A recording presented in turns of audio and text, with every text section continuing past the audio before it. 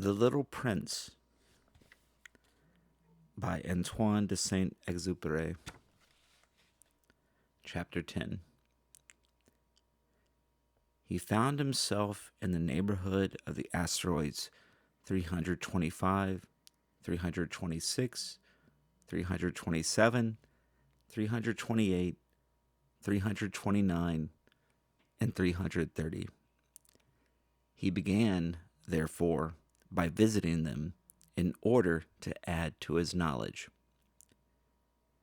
The first of them was inhabited by a king, clad in royal purple and ermine. He was seated upon a throne which was at the same time both simple and majestic.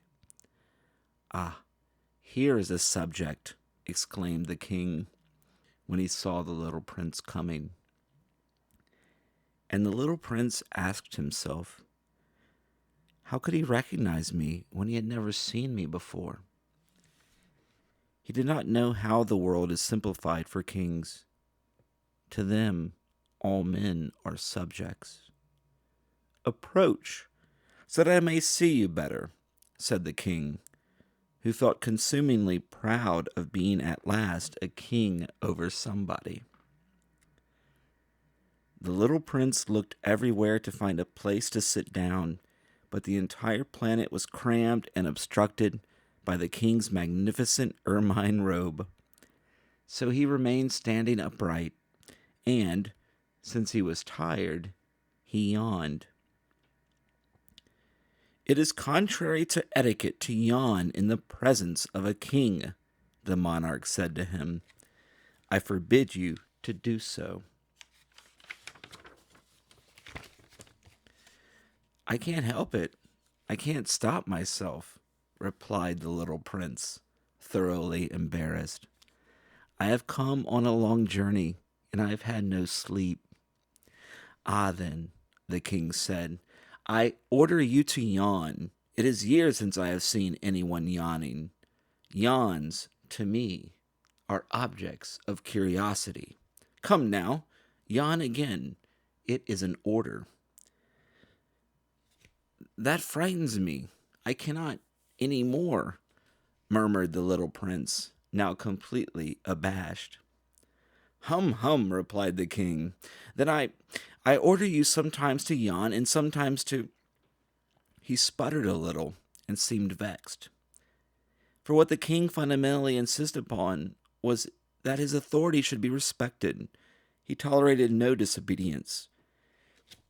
He was an absolute monarch. But because he was a very good man, he made his orders reasonable. "If I ordered a general," he would say, by way of example, "if I ordered a general to change himself into a seabird, and if the general did not obey me, that would not be the fault of the general. It would be my fault." "May I sit down?"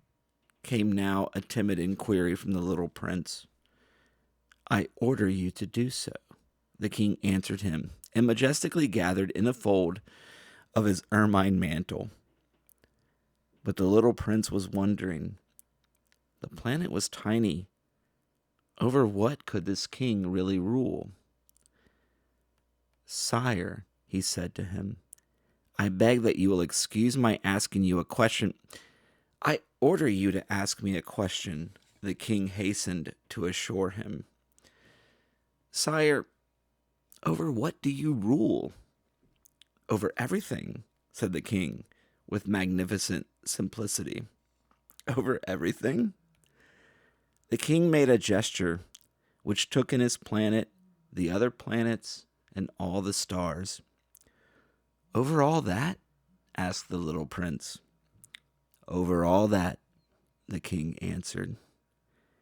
For his rule was not only absolute, it was also universal. "And the stars obey you?" "Certainly they do," the king said. "They obey instantly. I do not permit insubordination." Such power was a thing for the little prince to marvel at. If he had been master of such complete authority, he would have been able to watch the sunset not 40 times in one day, but 72, or even 100, or even 200s, without ever having to move his chair. And because he felt a bit sad as he remembered his little planet which he had forsaken, he plucked up his courage to ask the king a favor. "I should like to see a sunset. Do me that kindness.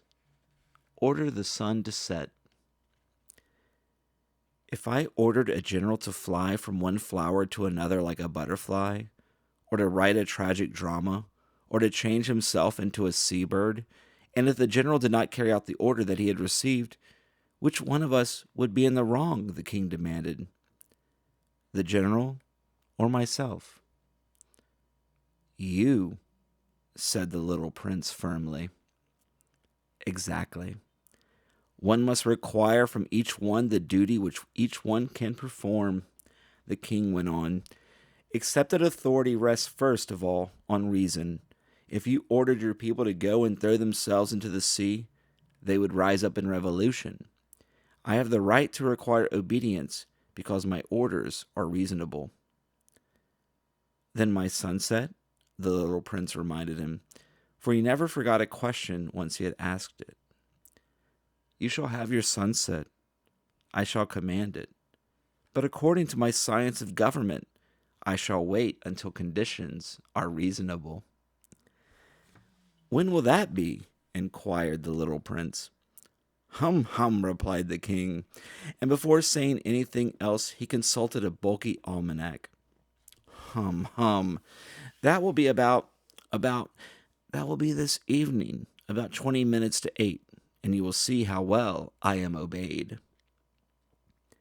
The little prince yawned. He was regretting his lost sunset. And then, too, he was already beginning to be a little bored. "I have nothing more to do here," he said to the king, "so I shall set out on my way again." "Do not go," said the king, who was very proud of having a subject. "Do not go. I will make you a minister." "Minister of what?" "Minister of justice." "But there is nobody here to judge." "We do not know that," the king said to him. "I have not yet made a complete tour of my kingdom. I am very old. There is no room here for a carriage, and it tires me to walk." "Oh, but I have looked already," said the little prince, turning around to give one more glance to the other side of the planet. "On that side, as on this, there was nobody at all." "Then you shall judge yourself," the king answered. "That is the most difficult thing of all. It is much more difficult to judge oneself than to judge others. If you succeed in judging yourself rightly, then you are indeed a man of true wisdom." "Yes," said the little prince, "but I can judge myself anywhere. I do not need to live on this planet." "Hum, hum," said the king. "I have good reason to believe that somewhere on my planet there is an old rat. I hear him at night. You can judge this old rat. From time to time you will condemn him to death. Thus his life will depend on your justice. But you will pardon him on each occasion, for he must be treated thriftily. He is the only one we have." "I," replied the little prince, "do not like to condemn anyone to death, and now I think I will go on my way." "No," said the king. But the little prince, having now completed his preparations for departure, had no wish to grieve the old monarch. "If your monarch wishes to be promptly obeyed," he said, "he should be able to give me a reasonable order. He should be able, for example, to order me to be gone by the end of 1 minute. It seems to me that conditions are favorable." As the king made no answer, the little prince hesitated a moment. Then, with a sigh, he took his leave. "I make you my ambassador," the king called out hastily. He had a magnificent air of authority. The grown-ups are very strange, the little prince said to himself as he continued on his journey. Chapter 11.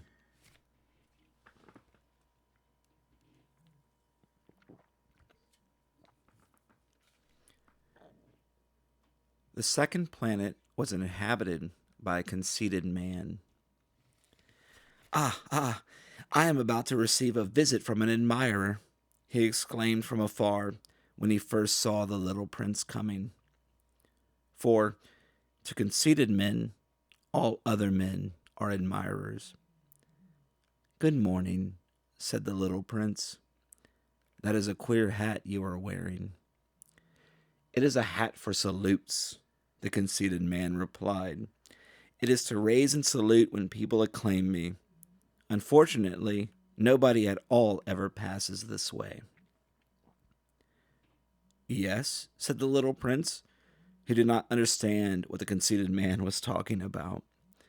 Clap your hands, one against the other, the conceited man now directed him. The little prince clapped his hands. The conceited man raised his hat in a modest salute.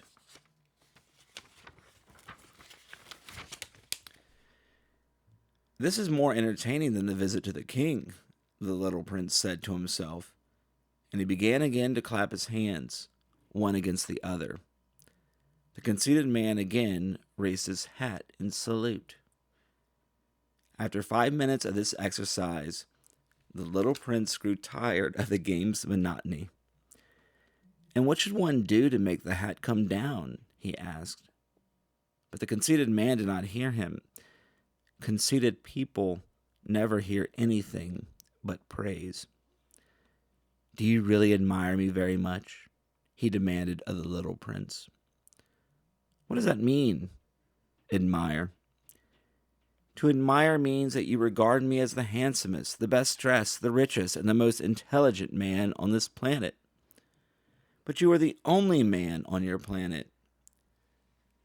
Do me this kindness. Admire me just the same. I admire you, said the little prince, shrugging his shoulders slightly. But what is there in that to interest you so much? And the little prince went away.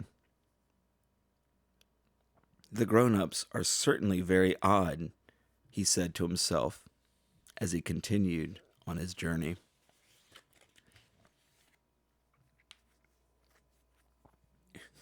Chapter 12. The next planet was inhabited by a tippler.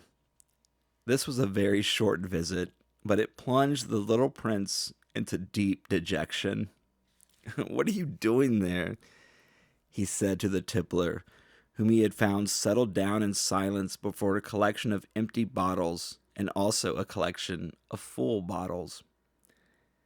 I am drinking, replied the tippler, with a lugubrious air. Why are you drinking? Demanded the little prince. So that I may forget, replied the tippler. Forget what? Inquired the little prince, who already was sorry for him. Forget that I am ashamed, the tippler confessed, hanging his head. Ashamed of what? Insisted the little prince, who wanted to help him. Ashamed of drinking.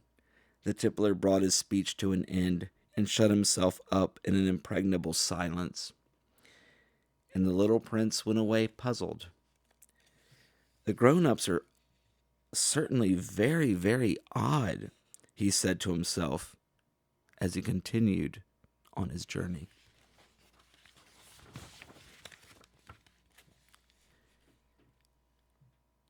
Chapter 13.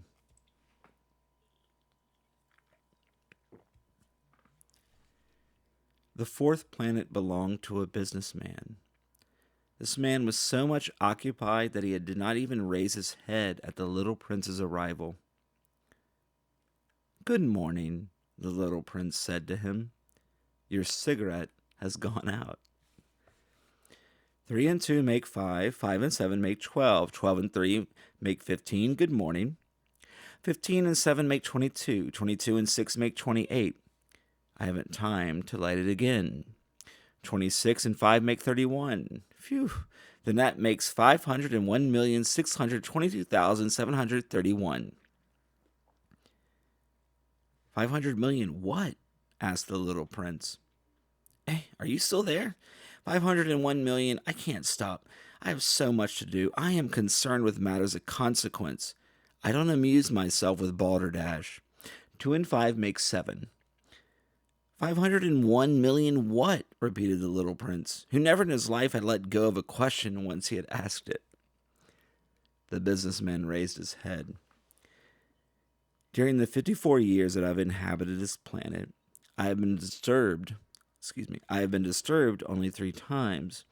The first time was 22 years ago, when some giddy goose fell from goodness knows where. He made the most frightful noise that resounded all over the place, and I made 4 mistakes in my addition. The second time, 11 years ago, I was disturbed by an attack of rheumatism. I don't get enough exercise. I have no time for loafing. The third time, well, this is it. I was saying then, 501 millions. Millions of what? The businessman suddenly realized that there was no hope of being left in peace until he answered this question. Millions of those little objects, he said, which one sometimes sees in the sky. Flies? Oh no, little glittering objects. Bees? Oh no, little golden objects that set lazy men to idle dreaming. As for me, I am concerned with matters of consequence. There is no time for idle dreaming in my life. Oh, you mean the stars? Yes, that's it, the stars. And what do you do with 500 millions of stars? 501,622,731. I am concerned with matters of consequence. I am accurate. And what do you do with these stars? What do I do with them? Yes. Nothing. I own them. You own the stars? Yes. But I have already seen a king who... Kings do not own. They reign over. It is a very different matter. And what good does it do you to own the stars? It does me the good of making me rich. And what good does it do you to be rich? It makes it possible for me to buy more stars, if any are discovered. This man, the little prince said to himself, reasons a little like my poor tippler. Nevertheless, he still had some more questions. How is it possible for one to own the stars? To whom do they belong? The businessman retorted peevishly. I don't know. To nobody. Then they belong to me, because I was the first person to think of it. Is that all that is necessary? Certainly. When you find a diamond that belongs to nobody, it is yours. When you discover an island that belongs to nobody, it is yours. When you get an idea before anyone else, you take out a patent on it, it is yours. So with me, I own the stars, because nobody else before me ever thought of owning them. Yes, that is true, said the little prince. And what do you do with them? I administer them, replied the businessman. I count them and recount them. It is difficult, but I am a man who is naturally interested in matters of consequence. The little prince was not satisfied. If I owned a silk scarf, he said, I could put it around my neck and take it away from me. If I owned a flower, I could pluck that flower and take it away from me. But you cannot pluck the stars from heaven. No, but I can put them in the bank. Whatever does that mean? That means that I write the number of my stars on a little paper, and then I put this paper in a drawer and lock it with a key. And that is all? That is enough, said the businessman. It is entertaining, thought the little prince. It is rather poetic, but it is of no great consequence. On matters of consequence, the little prince had ideas which were very different from those of the grown-ups. I myself own a flower, he continued his conversation with the businessman, which I water every day. I own 3 volcanoes, which I clean out every week, for I also clean out the one that is extinct. One never knows. It is of some use to my volcanoes, and it is of some use to my flowers, that I own them. But you are of no use to the stars. The businessman opened his mouth, but he found nothing to say in answer, and the little prince went away. The grown-ups are certainly altogether extraordinary, he said simply, talking to himself as he continued on his journey.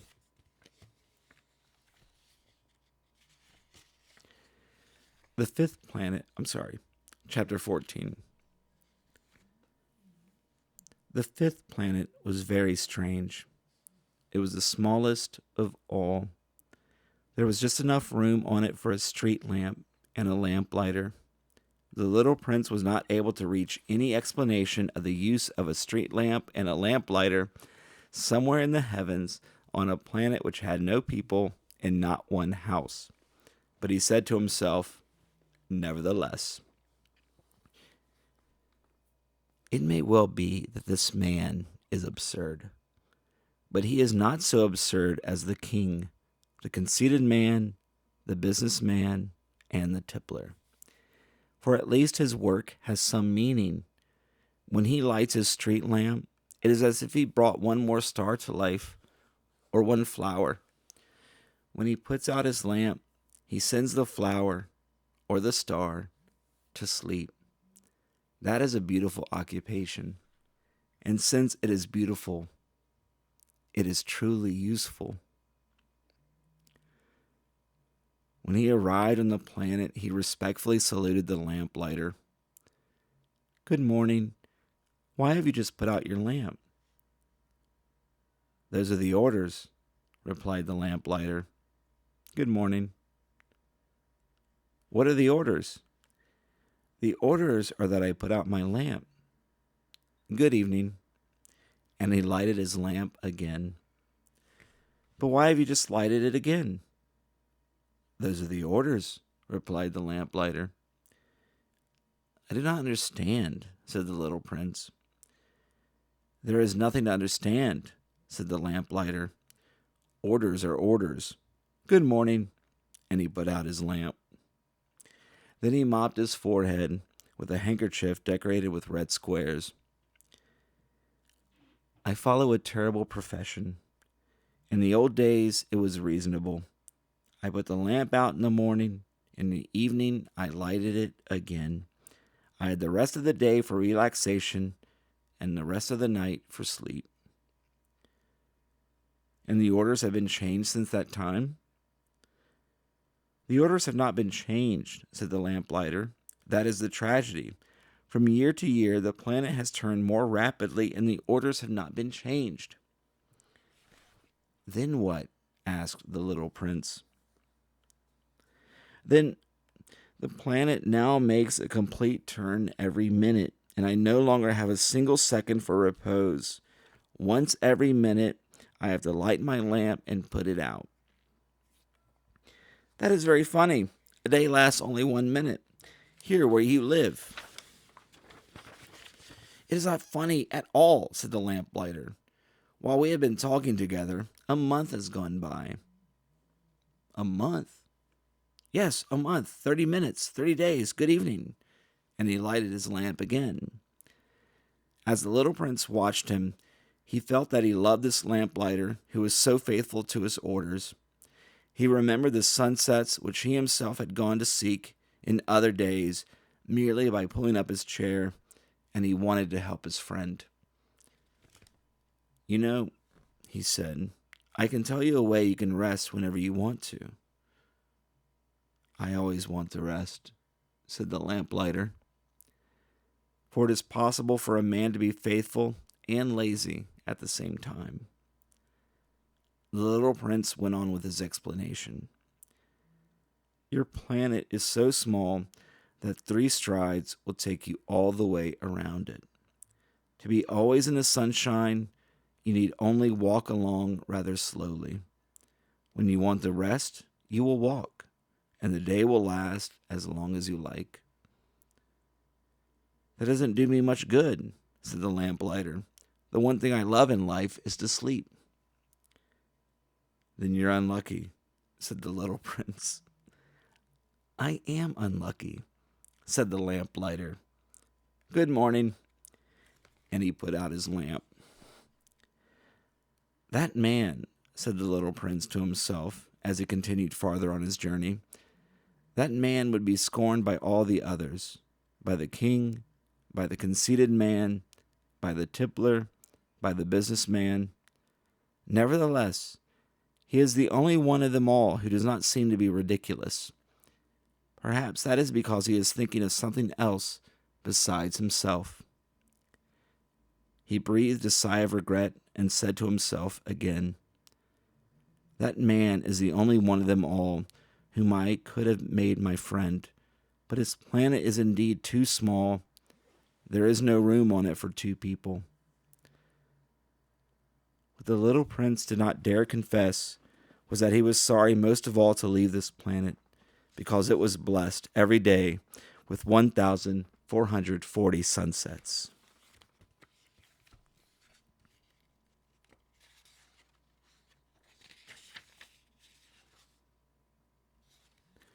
Chapter 15. The 6th planet was 10 times larger than the last one. It was inhabited by an old gentleman who wrote voluminous books. Oh, look, here's an explorer, he exclaimed to himself when he saw the little prince coming. The little prince sat down on the table and panted a little. He had already traveled so much and so far. Where do you come from? The old gentleman said to him. What is that big book? Said the little prince. What are you doing? I am a geographer, said the old man. What is a geographer? Asked the little prince. A geographer is a scholar who knows the location of all the seas, rivers, towns, mountains, and deserts. That is very interesting, said the little prince. Here at last is a man who has a real profession. And he cast a look around him at the planet of the geographer. It was the most magnificent and stately planet that he had ever seen. Your planet is very beautiful, he said. Has it any oceans? I couldn't tell you, said the geographer. Ah, the little prince was disappointed. Has it any mountains? I couldn't tell you, said the geographer. And towns and rivers and deserts?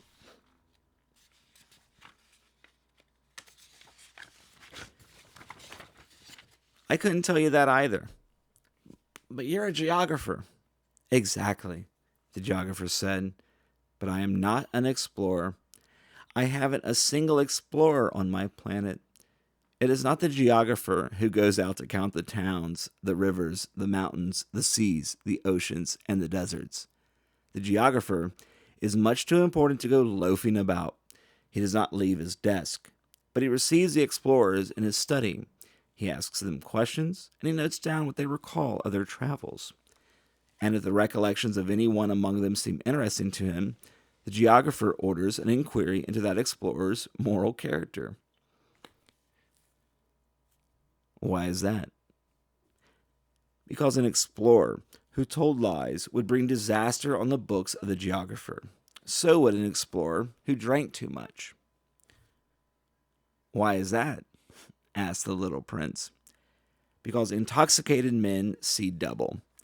Then the geographer would note down 2 mountains in a place where there was only one. I know someone said the little prince, who would make a bad explorer. That is possible. Then, when the moral character of the explorer is shown to be good, an inquiry is ordered into his discovery. One goes to see it? No. That would be too complicated. But one requires the explorer to furnish proofs. For example, if the discovery in question is that of a large mountain, one requires that large stones be brought back from it. The geographer was suddenly stirred to excitement. But you come from far away. You are an explorer. You shall describe your planet to me. And having opened his big register, the geographer sharpened his pencil. The recitals of explorers are put down first in pencil. One waits until the explorer has furnished proofs before putting them down in ink. Well, said the geographer expectantly. Oh, where I live, said the little prince, it is not very interesting. It is all so small. I have 3 volcanoes. 2 volcanoes are active, and the other is extinct. But one never knows. One never knows, said the geographer. I have also a flower. We do not record flowers, said the geographer. Why is that? The flower is the most beautiful thing on my planet. We do not record them, said the geographer, because they are ephemeral. What does that mean, ephemeral? Geographies, said the geographer, are the books which, of all books, are most concerned with matters of consequence. They never become old-fashioned. It is very rarely that a mountain changes its position. It is very rarely that an ocean empties itself of its waters. We write of eternal things. But extinct volcanoes may come to life again, the little prince interrupted. What does that mean, ephemeral? Whether volcanoes are extinct or alive, it comes to the same thing for us, said the geographer. The thing that matters to us is the mountain. It does not change. But what does that mean, ephemeral? Repeated the little prince, who never in his life had let go of a question once he had asked it. It means which is in danger of speedy disappearance. Is my flower in danger of speedy disappearance? Certainly it is. The flower is ephemeral, the little prince said to himself, and she has only 4 thorns to defend herself against the world, and I have left her on my planet all alone. That was his first moment of regret, but he took courage once more. What place would you advise me to visit now? He asked. The planet Earth, replied the geographer. It has a good reputation. And the little prince went away, thinking of the flower.